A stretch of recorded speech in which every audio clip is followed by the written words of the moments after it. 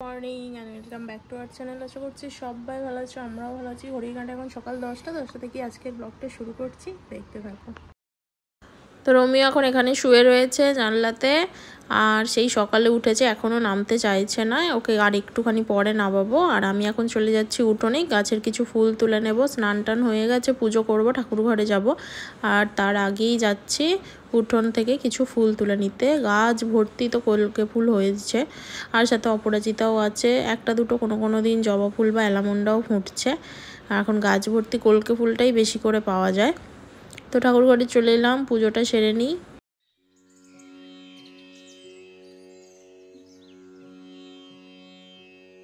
তো পুজো করে এসে ব্রেকফাস্টটা করে নিলাম। আর এই যে রোমিও ঘুম থেকে দেখছি উঠে পড়েছে। আমি যখন ঠাকুর ঘরে গেলাম তখন ঘুমোচ্ছিল, আর এখন ঘুম থেকে উঠে পড়েছে। এবারও নামতে চাইছে, কারণ কালী পুজো তো আর 2 দিন বাকি। আর এখন চারিদিকে এখন থেকেই তো বাজি ফাটছে, আর এখান থেকে ঘুমোচ্ছিল, বাজির আওয়াজ শুনেই হয়তো উঠে পড়েছে। আর আজকে দুপুরের মেনুতে রয়েছে ভাত, তরকারি, ডাল, মাছ, তোপসে মাছ। তো খাওয়া দাওয়া করে সৌরভের সাথে আমি একটু উঠোনে এলাম, দেখলাম রোমিও পিছন পিছন চলে এলো। এখানে কিছু গাছ বসানোর ছিল, মানে গাছগুলো অনেক দিন ধরেই কিনে আনার পর পড়েই ছিল, আর এবারে গাছটা বসিয়ে দেবো ভাবছিলাম। সেগুলোই এখন সৌরভ বসাচ্ছে, আর রোমিও আমাদের সাথে চলে এসছে। এখন ফুল গাছের গোড়ায় ঘুরছে, বেড়াচ্ছে।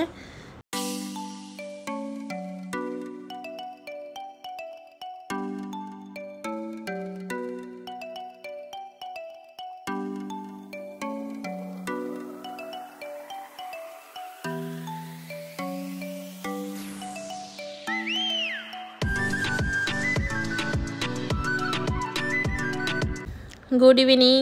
সন্ধ্যাবেলায় ও এতক্ষণ ঘুমোচ্ছিল, ঘুম থেকে তো উঠে পড়েছে, আর আমি এখানে একটুখানি টিভিটা চালিয়েছি, টিভি দেখছিলাম। এরপর রেডি হয়ে নিই, চলো রেডি হয়ে একটুখানি মার্কেটে বেরোবো। আজকে যেহেতু ধনতেরাসের দিনে একটুখানি কিছু তো কিনতেই হয়। আর গত 2 বছর আমরা ধনতেরাসের সময়তেই তো বেড়াতে গিয়েছিলাম, সেই সময়টাই ছিলাম না। তো এবছর আছি যখন, চলো একটুখানি মার্কেট থেকে ঘুরে আসি। এদিকে লাইটও জ্বেলে দিলাম, কারণ সন্ধ্যাও হয়ে গেছে, আর সন্ধ্যাও দিয়ে দিয়েছি। এরপর বেরিয়ে পড়ি। তো রাস্তায় বেরিয়ে দেখি যে কালী পুজোর প্যান্ডেলও প্রায় শেষের পথে, কারণ আর 2 দিন বাকি।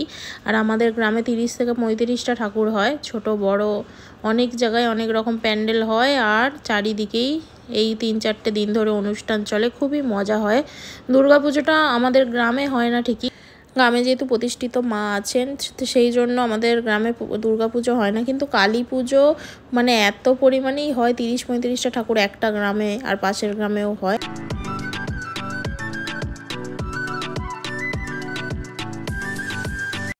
আমরা এখন প্রথমেই মার্কেটে চলে এলাম এখানে কিছু জামা কেনার জন্য, কারণ ভাইফোঁটা যেহেতু কালী পুজোর 2 দিন পরে, আর সেই সময়টা আসার সময় হবে না। কালী পুজো পড়ে গেলে না, সেই সময় ঠাকুর দেখতে যাওয়া, এদিক সেদিক ঘোরা, বাজি ফাটানো, আর মার্কেটে আসা হয় না, সেজন্য আগেই কিনে নিলাম।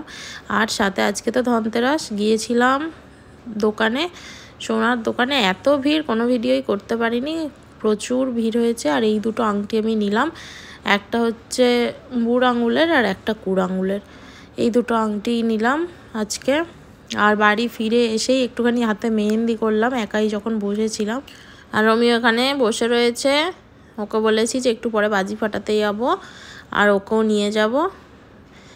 আর এখানে সৌরভ এখন বাজি নিয়ে চলে এসেছে। এগুলো মানে শুধু কালকে ফাটানোর জন্যই বলছে কালী পুজোর দিনে আরও বাজি নিয়ে আসবো, এগুলো আজকে কালকে মিলে ফাটাও। বাজি ফাটাতে তো ভীষণ ভালোবাসি, কিন্তু আওয়াজবাজি নিয়ে আসা হয়নি। তারাবাজি, তারপর রং মশাল, চরকা, চটপটি, তুবড়ি, এই সমস্ত কিছুই নিয়ে আসা হয়েছে, কারণ রোমিও আছে বাড়িতে। আর রোমিও এই চটপটি ছাড়া অন্য কোনো আওয়াজবাজি ভীষণ ভয় পায়, এটা অতটা ভয় পায় না। আর আজকে থেকেই বাজি ফাটানোর উদ্বোধন শুরু হয়ে গেল। কাল বাদ পরশু কালী পুজো, কিন্তু যেহেতু আজকেই নিয়ে চলে এলো, আজকে ভাবলাম 2-1টা ফাটিয়েই নিই, আবার কালকে কিছু ফাটাবো, আবার পরশু। তো ভিডিওটা এখানেই শেষ করছি। তোমরা সবাই ভালো থাকবে, সুস্থ থাকবে। Good night, tata.